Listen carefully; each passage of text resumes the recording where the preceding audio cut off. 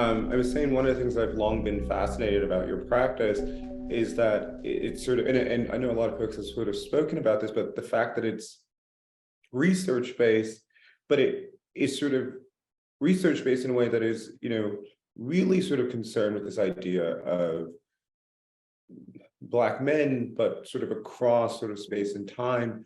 And you probably spoke about this, you spoke about this ad nauseum, but to sort of set up the conversation, I was wondering, sort of, you just had this pivotal moment in Paris for you and the brand, and sort of from when you started to now, how has those investigations for you remained interesting from one season to the next? I guess you're right that research is kind of a grounding practice for me, and over time I've come to see that I've come to find space for it and to allow myself for it not to need a physical outcome. So I feel like that research practice is quite ongoing, and it seems more, I consider it like a spiritual and artistic practice, which is very grounding for me. And when it comes to designing collections, certain threads or certain themes will become important, and they come to me at certain times, but it's often in a way based on some kind of recollection of something, a memory of something. So the picture of it is not so clear. And I think I need to kind of create in a space where there is a little bit of ambiguity, or where I have the license to build a world through fragments, whether that's fragments of literature or sound or imagery. But I think I'm working a lot with kind of a research archive or a photographic archive. And I feel like certain themes once I start to handle certain ideas, they become part of the same world. But in a way, I'm very much absorbed in, or collecting and creating a library and collecting research. So it's almost like everything I'm doing is almost pulling out books out of that library and zooming into a story. But all the when I think about the inputs, it's very much thinking about, I guess, Black cultural aesthetics as a grounding point. So it's like people that have inspired me, that's always present, and they might be shining a light on certain areas, but I feel like everything that comes before creates, I want to be having a conversation with that, and my work is created in dialogue and reflection with an existing archive. Mm-hmm. It's sort of interesting that one of the things that you said in response was that you sort of think of research as a way, as a spiritual practice, right? And I don't know if I've ever heard research sort of thought of in that way. And I was wondering if you can sort of expand on this notion of sort of finding sort of a spirituality within, different histories, or within the research that you're doing around sort of Black cultural production. I think for me, looking at imagery and putting images next to each other, I'm often finding beauty or seeing beauty in the process, and it feels very instinctive. It feels like a very pure expression, like the way that I can interact with material and imagery, and it's very much about the beauty has always been there. But I think I'm kind of filtering things through this lens of beauty, and it's very, I don't know, I feel very guided in the process of bringing different elements together. So it's really hard to explain, and also quite personal, but I feel like that's a really pure act for me. And I guess artists have their mode of expression, and I think for me, I realized that act of kind of working through research and handling material is really pure. And I think that what I try to do as a designer is have quite a pure translation of something try to keep the integrity of the maybe the archival material. So I feel like my work is very much the next process outside of that research practice, which, as I said, happens quite instinctively, and it's very much in dialogue with the past, but it also kind of overlaps what's past, what's present, what's future in this kind of creative space. I think the next process for me is the act of translation. Like, how do I actually translate those materials into, as a designer, into clothing? And I, you know, as a designer, I want to embed what I create in cloth with this emotional or soulful quality. So there's an act of translation involved, but still maintaining some kind of integrity or purity. So I need to find a means of communication. And in the latest collection, how do you begin when you sort of think about research and the translating of that research into cloth? Where did you begin with the collection you just showed in Paris, your first collection in Paris? Where do you begin that process to what we saw sort of come onto the runway? Well, I think the last show I did in Paris, I was also responding to an approach that I had with the previous show in Florence as well, where I was really responding to the location and architecture of that space. So where in Florence I was, I had my show at Palazzo Medici, which is where Alessandro Medici, was known as the Black Prince of Florence and part of a mixed race member of the Medici family. Mm-hmm. I was starting to think about kind of Black beauty within the Renaissance, and raising the consciousness that there has been this very sophisticated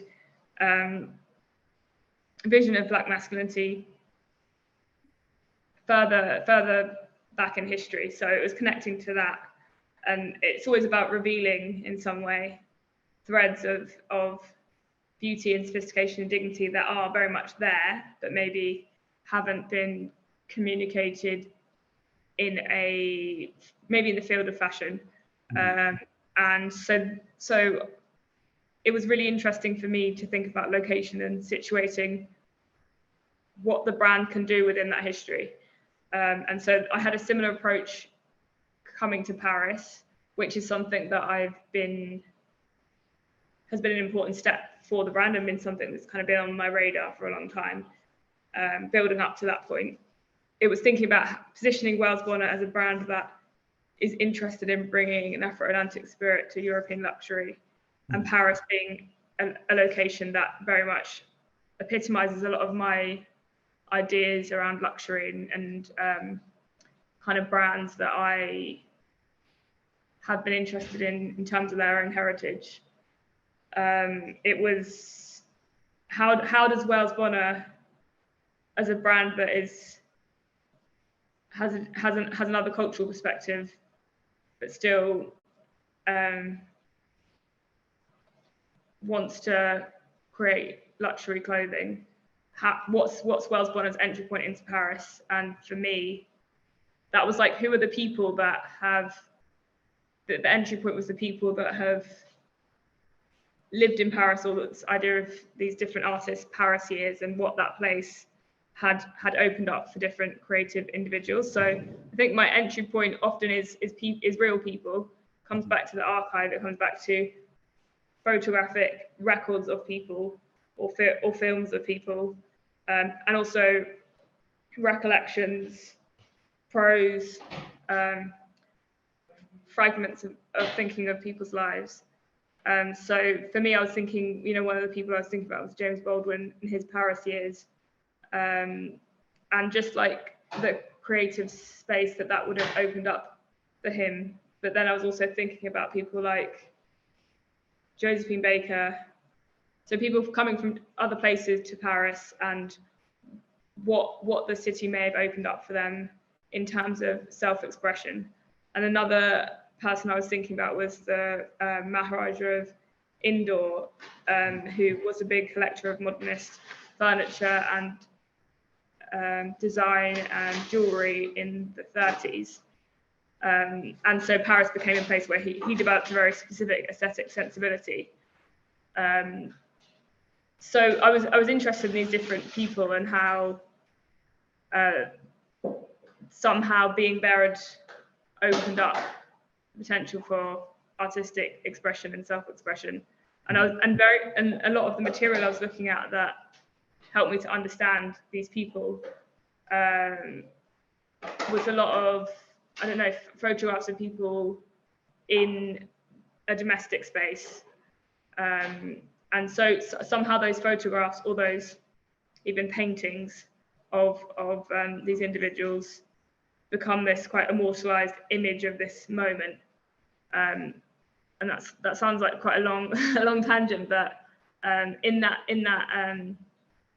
process, I started also thinking about Lebaima's work, because I felt like these artists that I was thinking about, the way they live their life becomes like an artwork. It becomes an artistic expression, and so her portraits of men are also kind of immortalizing these figures, and so that I found this connection between these records of people as well, these kind of recollections of people expressing themselves. So that was a entry point into thinking about that collection, and then there was quite specific things I might pick up on certain elements of the wardrobe or certain colors or materials that come from these different people.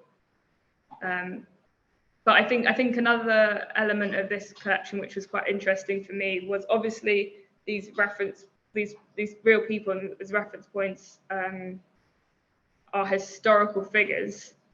But I was thinking who connects to that spirit of freedom and very individualistic self-expression now. And for me, the music was a way of connecting to that spirit in real time. So I commissioned work by Sampha, Deval Timothy, and Kendrick Lamar, who in my mind are like the pioneers of our time and live in a very free and individual way. So it was interesting for me to have that kind of dialogue or that kind of input, because it really energizes something into the future as well.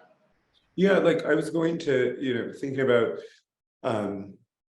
Lebaima's work and thinking about sort of, you guys, like you stated that a lot of the collections sort of come out of connections or looking at real people, right? And within that, you have this sort of deep history of collaboration, not only with visual artists, but also with musicians and other Black creatives as well, photographers, and and what's so interesting about her work is that it is about sort of the transatlantic, right? You think about Zanzibar, where she was born. Think about her mother being a tailor, right? And it's sort of that sort of reoccurring sort of work and labor, particular type of labor in the work. And one of the things that sort of that sticks with me is that portrait is sort of on this silk shirt. And I was sort of thinking about, how do you, when you think about collaborations with visual artists, right? So everyone from Turiyasangitananda to Eric Mack to Paul Sepoya, the list sort of goes on. How do you think about sort of marrying material to the sort of work that you're working with, from whether that's a recent archive or sort of doing a collaboration with an artist in the in the present day, in the contemporary? I think it adapts, and I guess the dialogue or the relationship I have with artists opens up what the possibilities are as well, and the kind of frame. But I think it's really interesting that Devane as an artist. In her painting, she also records a lot of fabric through and textiles through paint, and so she'll translate a material into paint, and then I was potentially translating those interpretations of material back into material, and so she actually inspired like an approach to textiles in quite a few different ways. There was some embroidery in the collection, like this ivory coat that had these cowrie shell embroidered. Right, and she uses cowrie shells all the time. Yeah, right, yeah. So that's a material I've used in the past, but I think some of the placements came from some of the quite unusual placements that I saw in her paintings. Maybe the the painting on that shirt was probably the most direct. Yeah, exactly. Yeah. Translation, but there was other ways, like turning certain renders of material or print into woven jacquards, or into an approach to embroidery, or her quite imaginative sense of color as well. But like there's a lot of surprises in her work, and the way that she renders clothing, that helped me, because I wouldn't have that kind of imagination to put something that could be quite discordant in a frame. So it's really interesting and inspiring to kind of have a dialogue, or to be able to feel free to be able to interpret people's work and what direction that might push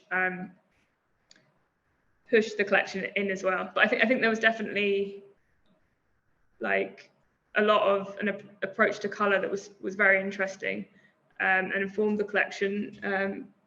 And I think there's something very interesting about her work, but also Kerry James Marshall's renderings of clothing, because it feels somehow familiar, but also very strange, and the almost it leaves space to be kind of resolved by the eye. And I think that kind of mystery of something that you feel like you know but you don't, that kind of opens up a lot of space for interpretation and creativity. So I think I'm often really drawn to how artists also depict clothing as well. Yeah, it's super.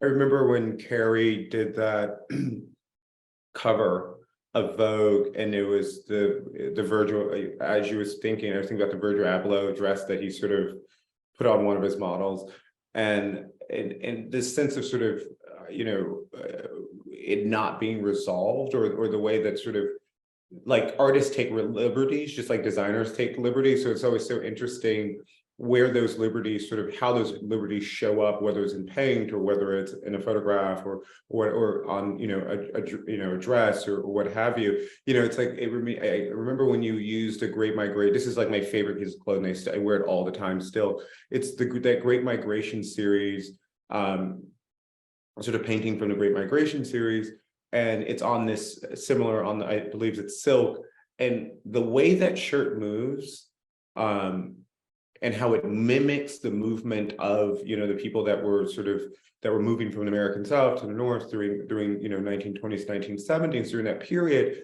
was, in my mind, I was like, and I don't even think we knew each other at that point very well, but I was so sort of blown away by the thoughtfulness of that, right? Like, of thinking about sort of this notion of like, okay, you have this work, but what is happening in this work, and how the fabric the choice of fabric and the way that I'm sort of utilizing the image actually sort of gets at the very heart of what was happening with the people, right? And I think you also do this in music, right? The way that you're sort of commissioning musicians, and in this last show you commissioned Sampha and Kendrick and others, and I was wondering if you could talk about how you're using music sort of as a part of the world building of Wells Bonner, and why that is important to you as an artist. I think still comes back to the archive, or the fact that there is an amazing body of work that exists that historically and now that informs the work that I put out. And I think that I learned quite early on that collaboration was really an important part of my artistic development and process. And I think with music, it's someone working in a completely different medium and form, but potentially speaking about similar things. So I feel like I'm always interested in like how to connect to an idea or a body of research or a world through different senses, whether that's through sound, whether it's through movement, whether it's through literature, whether it's through clothing, gesture, and music is something that very much is always present and inspires what I do, and is always has a relationship with style. And I think this process has been like I was actually talking to Deval Timothy, who's an incredible artist who worked on music for this show, and that he was responding to very specific selection of images which I'd sent him. I sent the same images also to Sampha, and I was talking about these certain magical elements within the clothing, and so he started to work with quite sonorous materials like metallic sounds, and then by him playing that up in his composition, I could connect to it more physically, and then I would maybe in the collection riff on that and exaggerate certain things. So I feel like the dialogue and the exchange I could have with an artist and musician opens up the space for what it could be and how to look at it and open up the possibilities. And I think that I really try to resist a singular way of looking at something. So that's why often I invite people to be part of the process, because I want there to be a certain level of complication or complexity, not to say overly complex, because I think beauty's another value that is very important to just exist on its own. But I think by being in dialogue with people, that really opens up what something is. And that's, I think that's a space I want to be operating in. It's about creative freedom. Like, it's always about trying to create more space within and open up possibilities as well. So I think by working with other people, it becomes more expansive as well. One of the things that's super interesting is also, as I've gotten to know you, you've also you have your own art practice, right? And we did the show Social Works 2 in London, but then you talk about music, and then you also you DJ, and I was wondering, has these collaborations also informed your own sort of practice outside of fashion, and so that your own music practice, your own artistic practice? And in what ways, are you sort of, as a creator, as an artist, using those different art forms to inspire each other? I think the grounding point to everything I do is still this research practice, and an artistic expression may be like physical assemblage or forms that relate to that process. And sound seems to become an important part of that. But there's been times like I worked with Chino Amobi, who's an incredible artist, makes music, but also incredible artworks. I'd commissioned him to create some sound for a assemblage I was working on. So I think these things do overlap. Mm-hmm.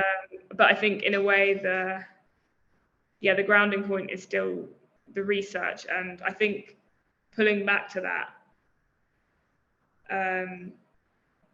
I'm very interested in how a certain idea can be communicated through different forms. I think that's the position, that's the kind of space where I feel most free and kind of interested, or an interesting space to be in. And somehow I do find that creating clothing does feel like my most direct mode of communication, because I feel like people can understand, kind of started to realize the power of creating clothing, creating imagery and experiences. You can translate something quite deep very immediately, and that felt really powerful, that this can travel, and people don't need to read an essay to understand a certain idea.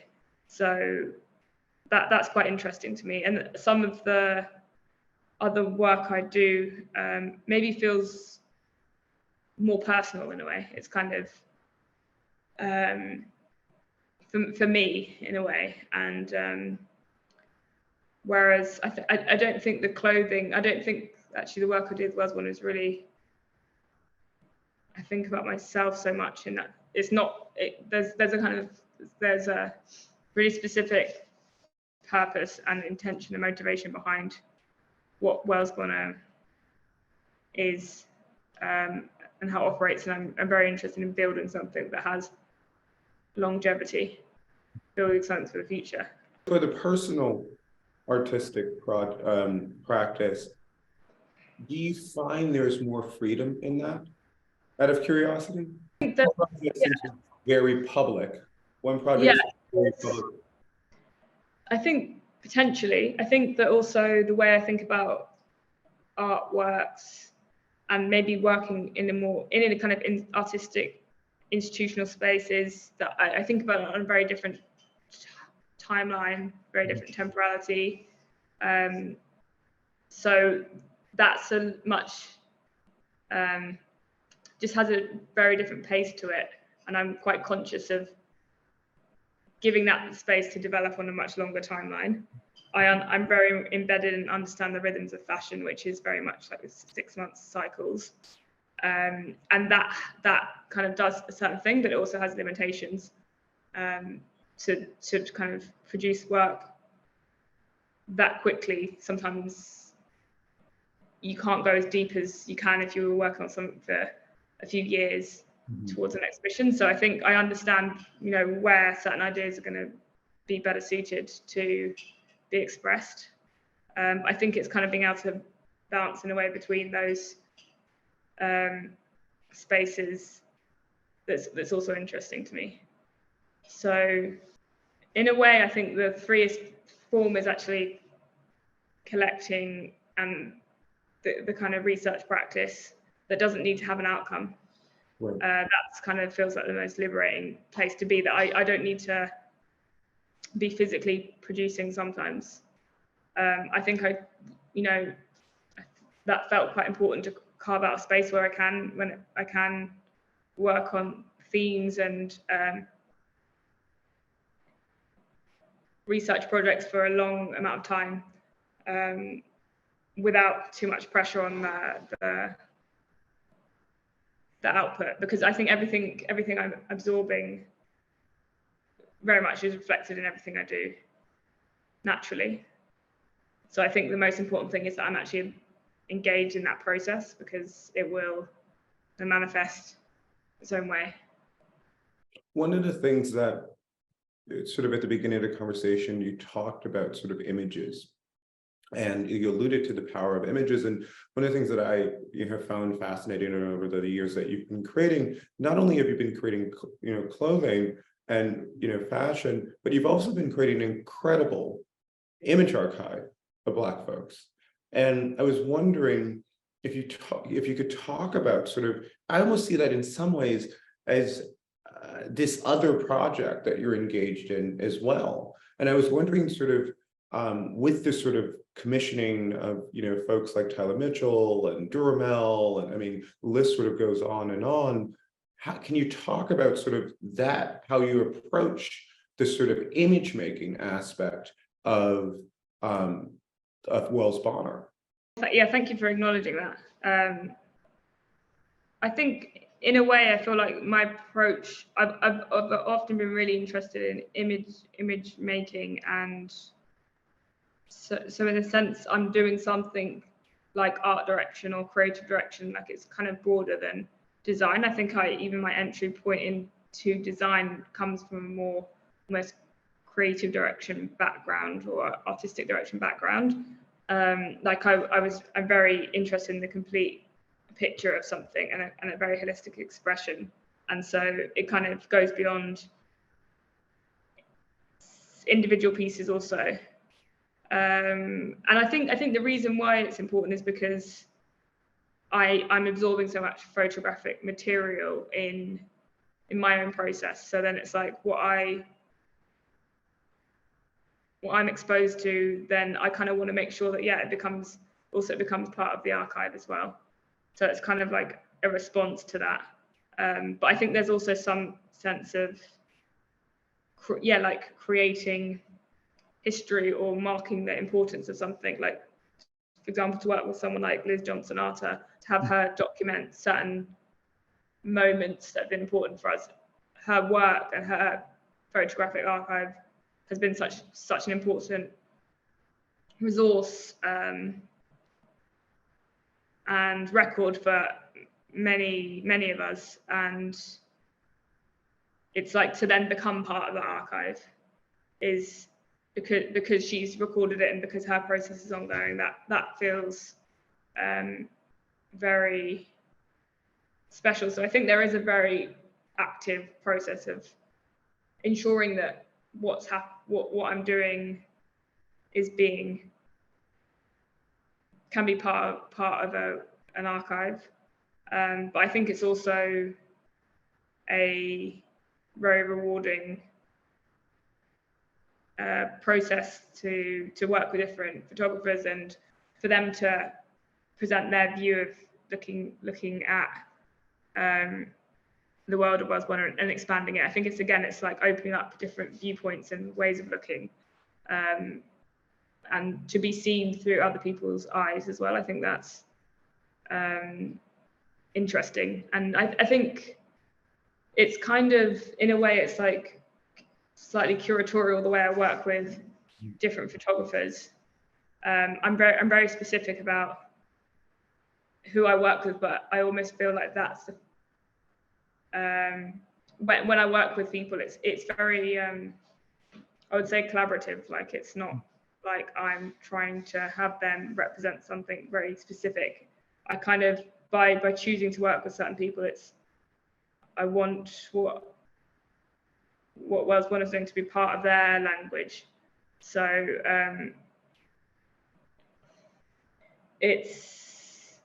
I think that process just opens up and expands what something is as well, and that's very rewarding.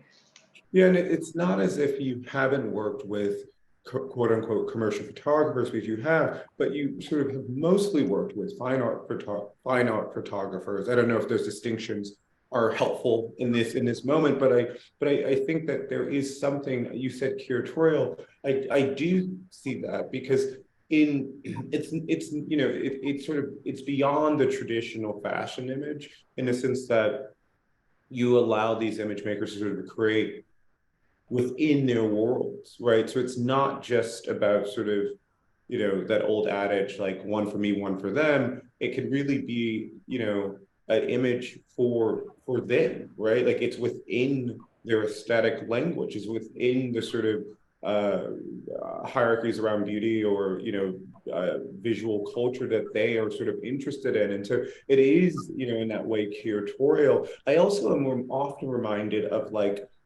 the Black family photo album, and how these images in some ways also recall these sort of vernacular moments that of self-imaging that were hugely important to development and the recording of Black style, right? And so there is this real correspondence with the historical, even in contemporary image making, that it comes out of the brand. And one of the things that I love seeing is the way that the clothes are then embodied in these images, right? Because that's a different sort of thing than what happens on the runway. I love it when people say that they see like their family or they see people they know in the clothes. Exactly. I think that's really, really beautiful. And I think that comes from this kind of idea of translation as well. But it's like everything that, yeah, that's already there is kind of becomes part of it in the translation.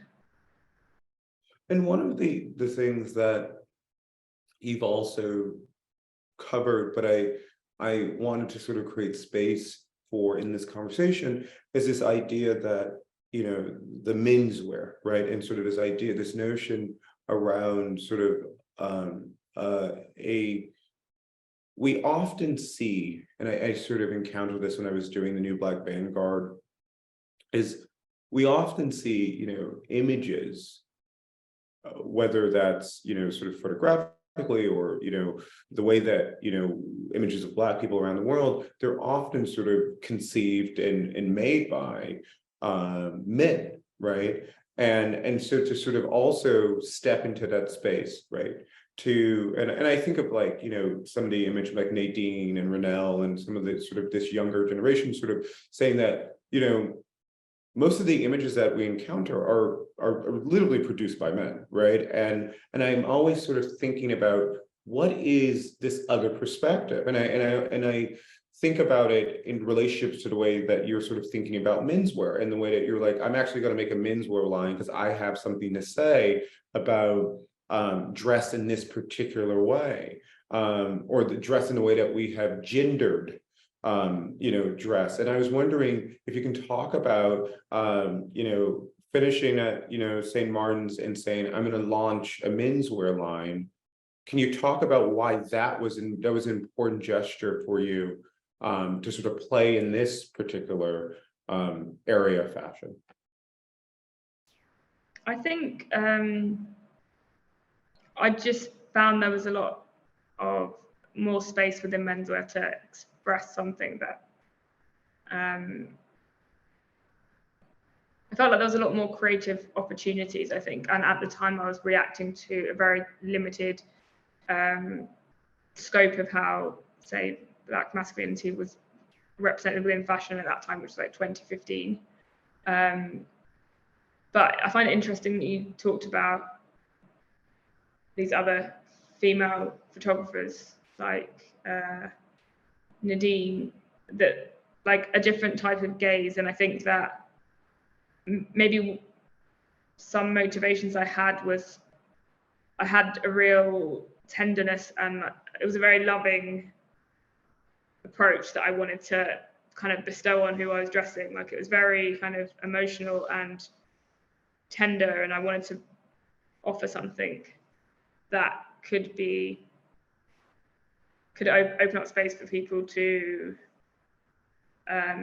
yeah, there's a gentleness about what I was trying to present. And I think I was also thinking about people in my family, like my dad or my brothers. And so there's a very well, like people, you know, people I'd seen in photographs that I felt a connection to. So I think there was this kind of embrace that was very sensitive, and I think that is the approach that I have to thinking about menswear in a certain extent. It's like in some ways like prioritizing beauty and wanting to be tender towards who I'm dressing, I think. Yeah, I like the phrase a different kind of gaze.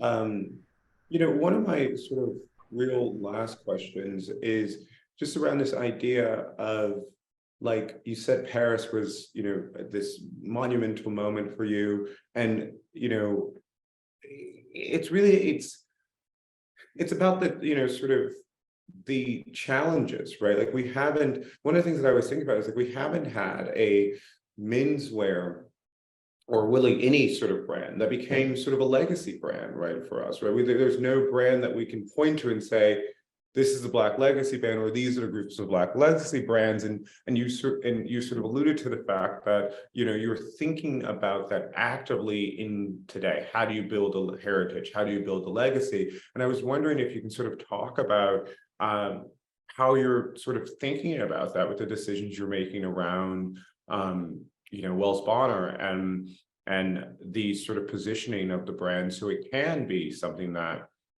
lasts in the way that other communities have, you know, created and have, you know, legacy brands. Well, I think, yeah, I guess I'm thinking. I asked that because so much of what, at least I see, that the brand is, you know, doing or playing with is about, you know, in some ways about this notion of history, this notion of legacy, and bringing that sort of forward. And so I was wondering, I was just sort of thinking about the question in reverse. How are you sort of thinking about that in relationship to your own artistic production through Wells Bonner? Well, I guess building a heritage brands, like the brands that I was initially inspired by and had defined my idea of luxury would be like Chanel was like a big inspiration when I was studying, or Dior. And if you know, those brands are, you know, 100 years old, and so I'm thinking, okay, well, it's kind of interesting to think of such a huge brand that represents something globally, what that may have been like at the first 5 years or something. So I guess if I have the gaze of, you know, I want to create something that's going to, you know, last for the next 100 years, it's a different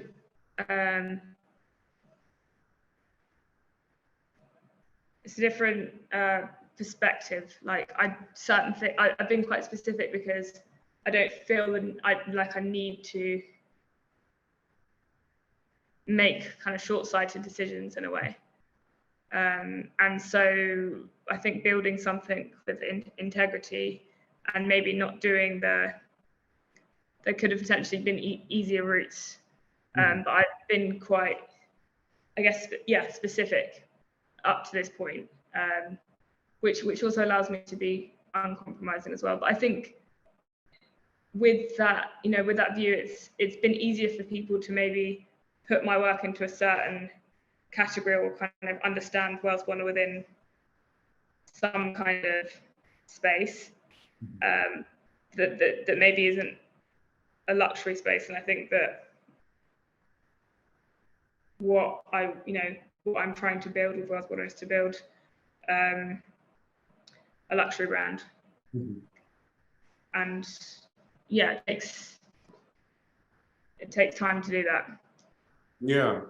And what's sort of also interesting is that you can see it across the collections, that like every collection sort of builds in different ways on different ideas that you've had. And it does seem like the collection is sort of interested, or the collections have been interested in a timelessness, but also sort of a building on you know, up and on itself, that, you know, you see sort of expressed through, you know, different motifs that might, you know, or different materials that you might sort of use or come back to, or discard one season and come back to the next, or what have you. That you can feel that embodied in the clothing, and that, yeah, I was just sort of curious about, you know, that notion of like, well, what does, you know, longevity or what does legacy mean to you, and how you're sort of thinking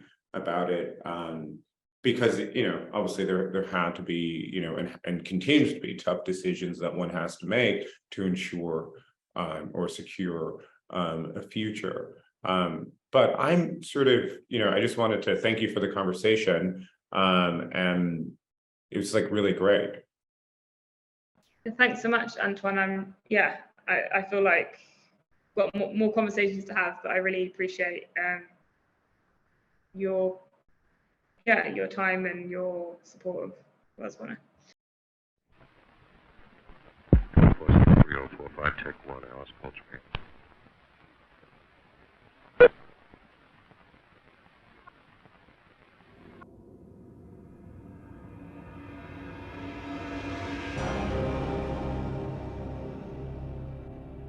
The State of Exile is a pretty serious and unpleasant experience. I mean, somebody's been sent away, banished, severed from his or her native place it was traditionally considered to be one of the worst fates. I mean, you could never return to your patria, to your place of origin, to your country, and so on, your native soil. And I think it's right to concentrate, therefore, on the dispossessions, on the diminutions and the unhappinesses of all that, the impermanence, the loss, and so on. On the other hand, you could say, well, since exile is, as I believe it is, a permanent state, in other words, it's something that cannot be gotten over, it can't be restored. You can't restore yourself to a state of, it's like the fall from paradise, you can't really go back. In that case, what is it that exile affords you that wouldn't be the case for somebody who always stayed at home and went through the daily routine? And I think there, what the essential privilege of exile is to have not just one set of eyes, but half a dozen, each of them corresponding to the places you've been. And therefore, instead of looking at an experience as a single unitary thing, it's always got at least two aspects. I mean, the aspect of the person who's looking at it and has always seen it, okay, looking at it now and seeing it now. And then as you're looking at it now, you can remember what it would have been like to look at something similar in that other place from which you came. So you can bring the two experiences together, and there's always a kind of a doubleness to that experience. And the more places you've been, the more displacements you've gone through, as every exile does, because every situation is anew, and you start out each day anew, the more experience seems to be multiple and complex and composite, and interesting for that reason.